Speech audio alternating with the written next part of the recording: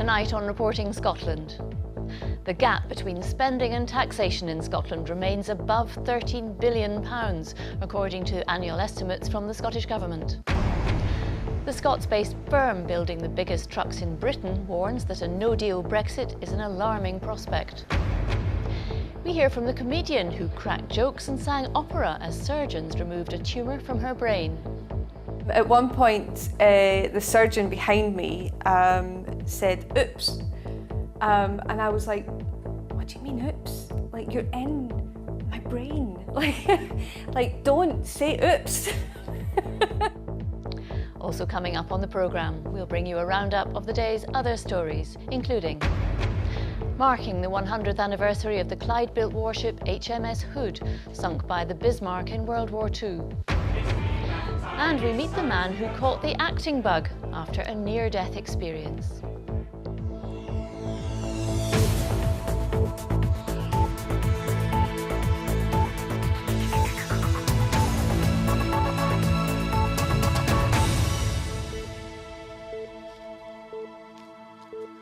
Good evening.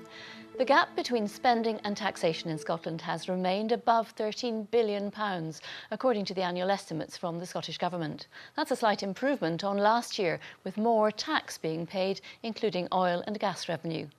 These figures remain a key battleground in the arguments for and against Scottish independence.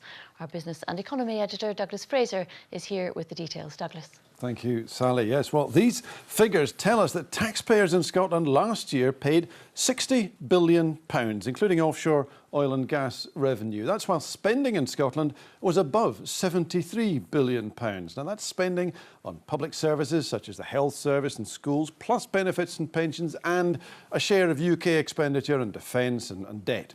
And that leaves a notional deficit for last year, if Scotland's finances stood alone, of £13.4 billion, or 7.9% of total annual output from the economy. That's down on last year's figure, but it's more than double what's seen as sustainable borrowing. That target would be around 3%.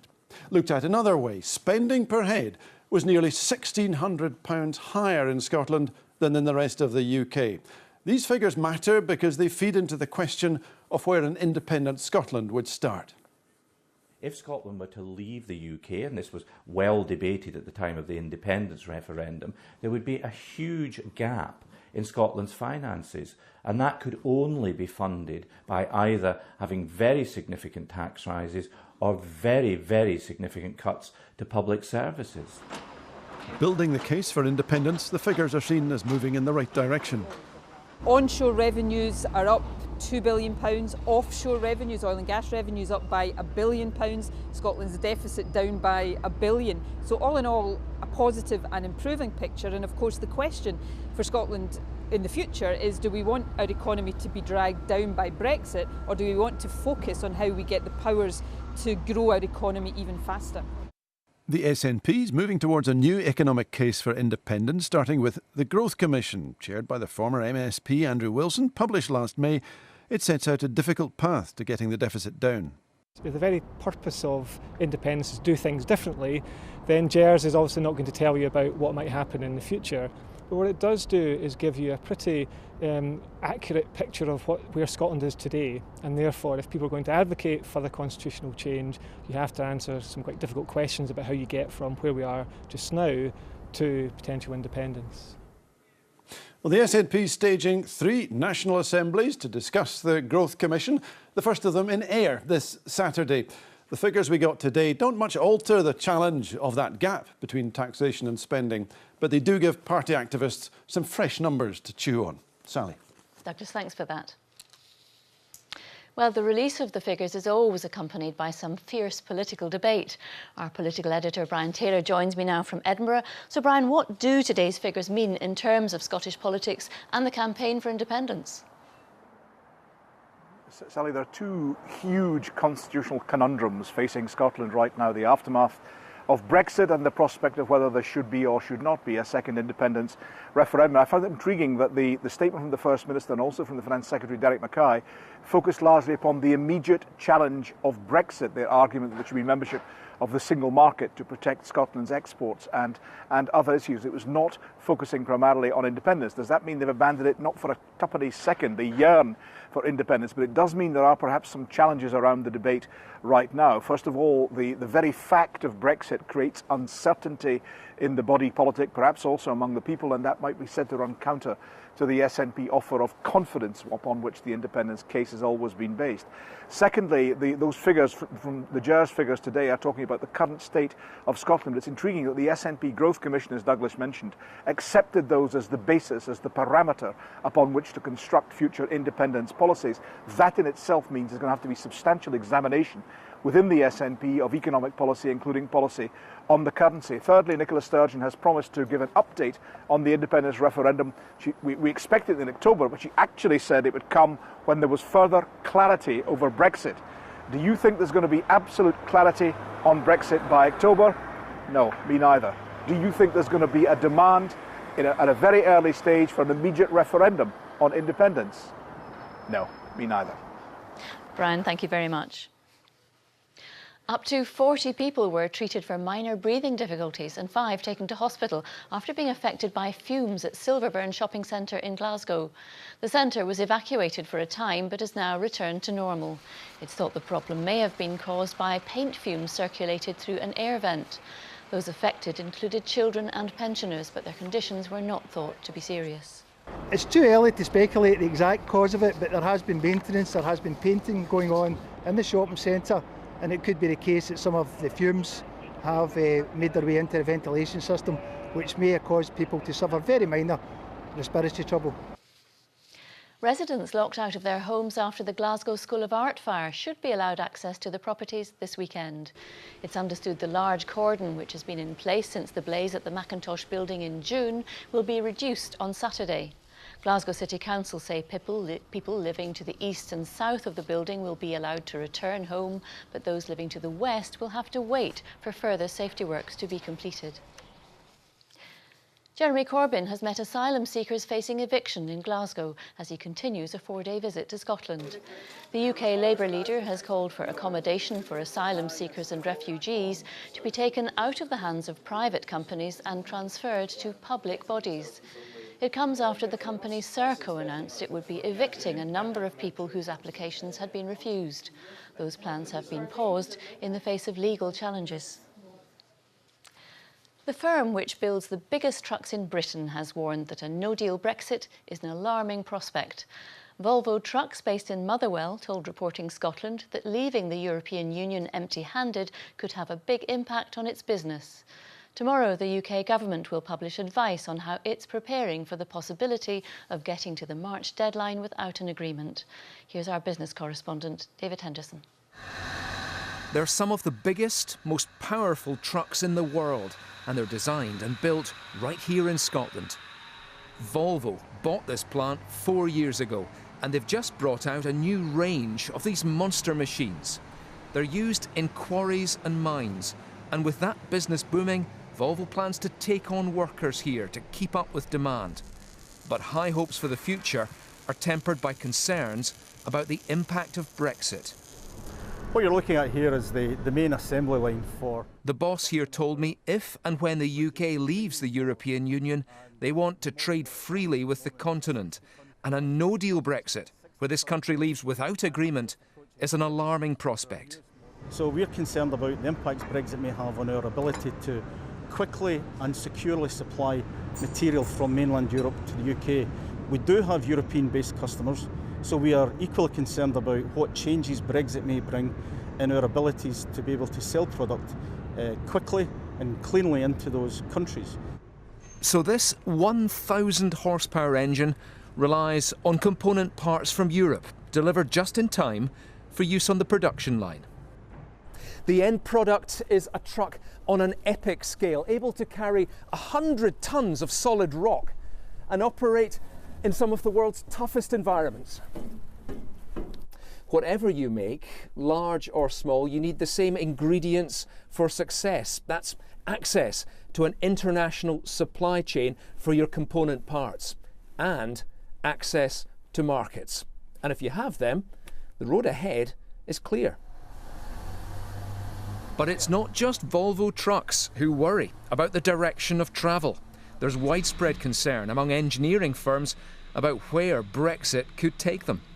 Our member companies, the vast majority, more than 80% of them, are concerned at a negative outcome from Brexit. There are a very small number who are either not concerned or positive about it, and really very small numbers, less than 2%, think it could have a positive outcome. Tonight, the UK government's preparing to publish its plans for coping with a no-deal Brexit. Firms up and down the country may be hoping for more clarity than they've had so far. David Henderson, reporting Scotland, Motherwell. A young para-athlete from East Lothian has been talking about her struggles with mental health as she celebrated her success at the European Championships in Berlin. 18-year-old Maria Lyle, who has cerebral palsy, won gold in the T35 100 metres to claim her third European title. But she says she's had to endure some tough times on the road to glory. Brian McLaughlin reports. The final of the women's 100 metres. Left a long time, but what a start by Lyle, and Corso alongside, and Timmer's going very well for the Netherlands as well, but Maria Lyle... 18-year-old Maria Lyle clinching gold. ...that she picked up in Swansea 4 years ago, she's going to do it again. But after the race, she opened up about her struggles as she chased this success. I've not really shared this with a lot of people, but I've really been struggling with my mental health. And recently I was just given tablets, so for me it was just about coming out and doing my best. So yeah, no, I'm really pleased with the result and just putting myself on the line. Lyle claimed this silver medal at the Commonwealth Games in April, and like most athletes she's had to make many sacrifices, but she says more can be done to help, especially for athletes of a young age. Maria Lyle, the first to go over to congratulate her friend and rival. You expect so much, and you have to remember these people are young adults, they're not properly matured like adults. So yeah, but I think the sports and the governing bodies are starting to do recognise this, and there's help getting there for us athletes. Lyle has only recently left school, and they say they do all they can to help all athletes.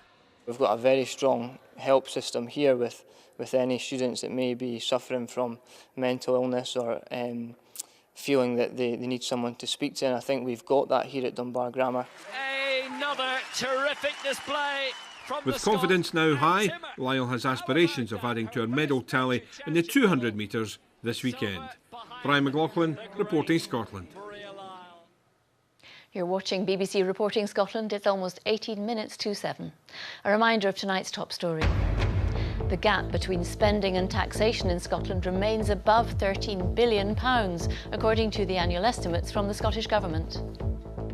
And still to come, marking the 100th anniversary of the Clyde-built warship HMS Hood, sunk by the Bismarck in World War II.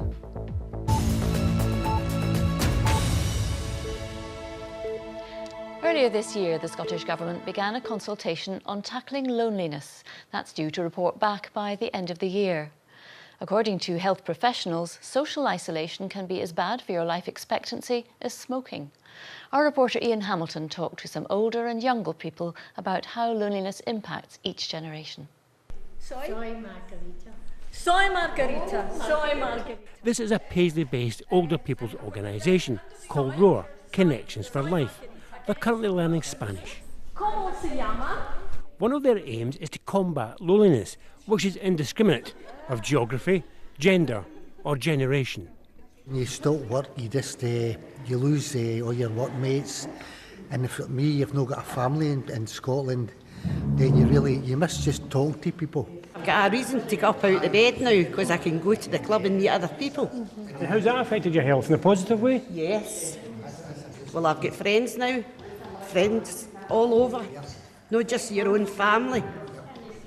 It's relatively easy for older people to get healthcare intervention, but to try and get some kind of social support is much tougher. The older people in this room will have had multiple NHS interventions from a colonoscopy to a hip replacement, but we can't get anybody to go into their house to change a light bulb because the services, the handy person services are being cut. The really important things is about keeping people from unintentional harm and keeping them on their feet. Then we can help them to get out. It's easy to focus on the elderly, but loneliness can also impact on the young. You may have plenty of friends on social media. Doesn't mean to say you're not isolated. I am lonely. I have been before and I am now because of when I was at school. I got bullied quite a lot, primary and secondary, and that kind of shut me off, and I was a bit isolated from everybody else because I didn't feel like I deserved to be friends with anybody, really. I've experienced loneliness in the past because of the fact that I had that barrier between my language, and also because I couldn't really socialise very well because a lot of young people didn't want to socialise with me. If you're ever in a situation where you notice someone looks a bit awkward, looks a bit like they feel like the odd one out, just include them. You don't have to sit down and have an in-depth conversation about your secrets, but just even saying hello can make someone feel a bit more welcome in a space. As a society, if we want to tackle loneliness and isolation, it will require a radical rethink for things like public health, housing and town planning. Ian Hamilton reporting there. A comedian who underwent brain surgery for a tumour has been telling us about how she told jokes and sang opera to the surgeons during her 9-hour operation. Sarah May Philo, who's also a teacher, says she thought it would help the doctors relax. She even asked theatre staff to video and take pictures of the operation. Our reporter Aileen Clark has been to meet her.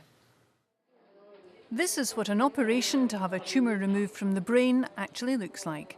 Sarah May's tumour was the size of a tennis ball, and she was awake throughout and talking to medical staff so they could closely monitor her. But as the hours ticked by, she moved from talking about the everyday details of her life to more humorous chat. I had a lot of drugs and a lot of painkillers, so I can't remember a lot of what I said, but I remember making everybody laugh. At one point, the surgeon behind me said, "Oops," and I was like, "What do you mean, oops? Like, you're in my brain. Like don't say oops." And everybody I think that was the first time that everybody fell about laughing. Now you are a comedian, you still do gigs. I mean, you had an audience here, and it sounds to me like, boy, you were working them. It was a sort of fallback system. It was like, well, we've got nothing to talk about, so let's talk about, you and how funny we are and how funny this situation is. And it was natural, really, to say, actually, let's be funny. And I ended up, singing Ave Maria.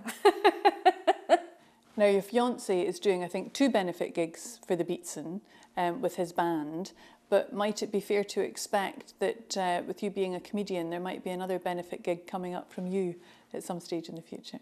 I'm going to write a kind of hour-long show for the Beatson. And boy, you've got some material now. Yes, absolutely. At the time, she was the largest warship ever built for the Royal Navy, and today a ceremony's been held in Clydebank to mark the centenary of the launch of HMS Hood. Known as the Mighty Hood, the vessel sailed the world, protecting the power of the Empire. Her sinking in 1941 by the German battleship Bismarck was the Navy's largest single loss of life. Our social affairs correspondent Beavel Alderson reports. Lying in almost 3,000 feet of the Atlantic between Iceland and Greenland, the wreck of the Royal Navy's largest warship HMS Hood. It was 100 years ago today that the Hood was launched into the Clyde from John Brown's yard, a battle cruiser capable of 32 knots and armed with 8 15-inch guns, firing shells weighing almost a ton. Hood was the icon of the Royal Navy in the United Kingdom in the interwar years. She was built shortly after the Battle of Jutland and spent her time promoting British influence around predominantly the Mediterranean. But in 1923 she did a world cruise. And it was a spectacular world cruise, and she went through the Panama Canal with inches to spare. She did. At that stage she was one of the largest ships ever to have gone through the canal since it had been built. This model, soon to go on display at West College Clydebank on the site of John Brown's yard, shows the Hood's advanced design. But after 20 years of peace, she was destroyed during an engagement in 1941 in the Denmark Strait with the German battleship Bismarck. 1,415 men died. And that's the equivalent of 3 battalions of troops lost in 3 to 4 minutes when she blew up and then rapidly sank. Hood's armament to ensure her speed at sea was lighter than conventional battleships. Even so, Bismarck's 5th salvo was a lucky shot. I think a lot of bad luck involved. I mean, the shell just hit the ship in the wrong place, if you like, and the resulting explosion was catastrophic.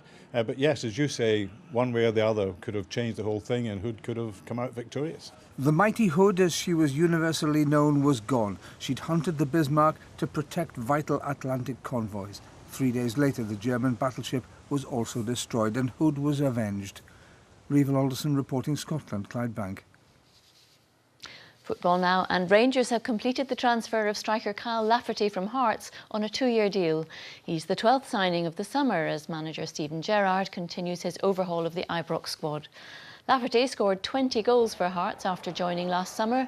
The Northern Ireland international left Rangers in 2012 after 4 years at the club.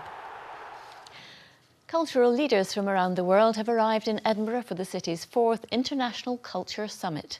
Delegates from 40 countries, including Argentina, Japan and Sierra Leone, will take part in discussions and events in the Scottish Parliament. And our arts correspondent Pauline McLean is there for us tonight. Pauline. Well, Sally, the world is already in Edinburgh for the festival, so it seemed like the obvious place to stage a summit like this in the Parliament. The First Minister welcomed the delegates this afternoon. They also heard from the Prime Minister via video, and there was a spectacular open-air performance of a new dance piece choreographed by the Akram Khan Company involving hundreds of dancers here in Edinburgh and simultaneously in Paris. Now, tomorrow they'll get down to the business of actually talking culture and swapping ideas and advice. And obviously one of the big issues that a lot of people are talking about here is what impact Brexit will have on the festival. So earlier I spoke to the Cabinet Secretary for Culture and she was keen to speak to her opposite number in the UK Parliament. Arts and creativity live in a lifeblood of collaborations and networks and exchanges and works that can be produced together. And we want to continue to showcase that. And my message to the UK Minister, and I'll also be having a meeting with the UK Minister for Culture, is that we need to make sure that we continue to have that welcome for artists so that creativity and that spark and that international connection can continue. Well, as well as that conversation, she's already met culture ministers from Lithuania and Brazil to share advice and experience about how they promote and fund their culture. A lot of conferences can be simply talking shops, but when you have so many cultural leaders, so many culture ministers in one place, it's hard to see how they wouldn't come up with policies and plans for the future here in Edinburgh. For that. Antibiotics have transformed modern medicine, but our over-reliance on them to treat minor illness risks making them less effective when we really need them for serious conditions. That's the message of a musical at this year's Edinburgh Fringe, which warns about the global health threat of bugs becoming resistant to the drugs. It has extra resonance for one of the stars of the show, whose life was saved by antibiotics when he was a toddler. John Macaulay reports. It's a pleasure to see you. Actor Ross Jameson last saw Dr. John Lang when he was 2 years old and desperately ill with meningococcal septicemia. Dr. Lang acted swiftly to get him life-saving antibiotics. 20 years later, Dr. Lang was in the audience to see his former patient starring in a musical about antibiotics. Well, I think he's got a lot of people to thank for being around, but to see him being an actor and playing something like this is quite special, actually. We were very honoured to be invited. The mould that changed the world tells the story of Alexander Fleming's discovery of penicillin. But its modern message is that we're overusing antibiotics to treat minor ailments, and that's making them less effective because bugs are becoming more resistant. When we need an important operation that we now come to expect, like a heart bypass operation or something, antibiotics are absolutely critical to be able to keep any infections at bay in that scenario, but if they don't, and the more we use them, the less they will work in that scenario. So we need to save them for when we really need them and not use them when we just have a sore throat and just have a cold. The chorus members are NHS employees and scientists, many who feel the message about the threat to antibiotics isn't widespread enough. The company hopes the show will change attitudes. To be honest, before I was a part of the show, I knew how serious my disease was, but I didn't really know a lot about antibiotic resistance, and now hearing about it, it's such a massive problem. So to be a part of a musical about it, hopefully will send an important message for hopefully generations to come. The company now goes on tour and has made a website for schools so they can create their own version of the musical. Joanne Macaulay reporting Scotland, Edinburgh. It's all happening in Edinburgh. Now over to Christopher for the weather forecast. How's it looking? It's getting colder. Thanks very much indeed, Sally. Hello there. It was a bright and breezy day for many of us, certainly after that wet start that we had, and noticeably cooler, and there is a cooling trend over the next few days, but you'll probably notice it mostly overnight. Temperatures there last night, come Saturday night, some 10 degrees down. However, this coming night, not too chilly. Largely dry, actually. Some thicker cloud in the northwest with some outbreaks of rain as a weather front approaches, bringing some fairly persistent wet weather at times. Elsewhere dry and temperatures around 9 to 11 Celsius. Tomorrow morning, that rain moves eastwards across the country. So like this morning, a spell of wet weather for a time and then brightening up by the afternoon with some sunshine, but also a rash of showers pushing in towards western parts. 1 or 2 in towards the Northern Isles, but generally eastern Scotland seeing the best of any dry, fine weather that's on offer tomorrow. A cooler day compared with today, 16, 17 Celsius, and a brisk westerly wind at times too. Come further west and you're more likely to catch a shower that could be heavy at times, perhaps with some hail and thunder in the mix, and they may even merge to give a longer spell of rain. Rest of the afternoon into the evening and overnight, little in the way of change. Those brisk winds continue to drive the showers in right across the country. For the end of the week, and we're really in that much cooler regime with air coming to us all the way down from the Arctic Circle. We've not seen that for a while, and it will mean a cool feeling day on Friday. And like Thursday, a case of sunshine and showers. Some of those showers heavy, some hail, some thunder in the mix. The further east that you are, generally the drier and brighter it will be. Temperatures, though, peaking just around 15 degrees at best. And so to the weekend, this is Saturday's chart. You can see a small ridge of high pressure moving in, killing off those showers. That means a largely dry day to come to start the weekend. Perhaps still a few showers in the far north, winds coming in from the north, best of the dry weather through the central belt and the south, and temperatures just starting to creep up again, highs around 17 degrees by mid-afternoon. But certainly overnight, it will be cold. That's the forecast. We have been warned. Thank you, Christopher. And that's Reporting Scotland for now. I'll be back with the late bulletin just after the 10 o'clock news. Until then, though, from everyone on the team here and around the country, goodbye. Do have a very good evening.